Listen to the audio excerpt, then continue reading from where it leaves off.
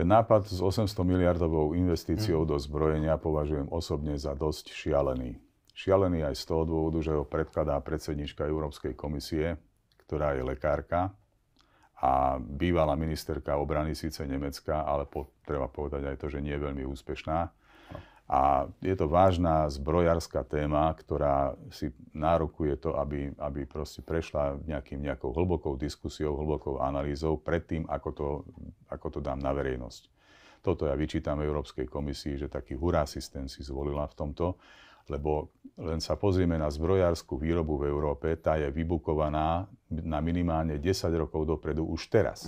Pretože štáty Európskej únie darovali mnohé vojenské zariadenia, muníciu, dokonca peniaze a všeličo možné Ukrajine a samozrejme, že oslabovali svoj potenciál vojenský a obranný a z toho vzniká problém. A z toho vznikol problém veľký. Samozrejme, že to treba riešiť, pretože Američania prišli a J.D. Vance prišiel do Európy na konferenciu do Mníchova a povedal, že dámy a páni, odteraz sa starajte sami o seba. Dážnik NATO nie je istý do budúcnosti. Takže neodchádzajú síce Američania z NATO, to je pravda, ale dali jasne najavo, že už to nebude tak, že všetko prikrýva, všetko financuje a dofinancuje americký brat.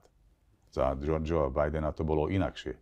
No ale Európska únia sa z tejto situácie ako si nevie vymaniť, vymotať a spamätať. To je moja najväčšia výčitka voči Európskej komisii, že robí jednu hlúposť za druhou, namiesto toho, aby si kúpila v IKEA zrkadlo, poviem to tak zdrobnene, a pozrela sa do ňoho a už J.D. Vance naznačil, to bolo to prvé zrkadlo, že pozrite sa na seba, spamätajte sa a prestaňte robiť dvojkolajnú politiku, že na jednej strane chcete byť pri mierovom stole s Američanmi, Rusmi a Ukrajincami a na druhej strane pokutne podporujete Ukrajinu zbraňami, prijímate protiruské sankcie, posielate Ukrajine peniaze a ešte ju zásobujete planými sľubmi o členstve v Európskej únii a v NATO a Ježišmare neviem kde. No tak toto proste nemôže mať úspech a presne preto Európska únia nemá tú autoritu a medzinárodný kredit pred Američanmi.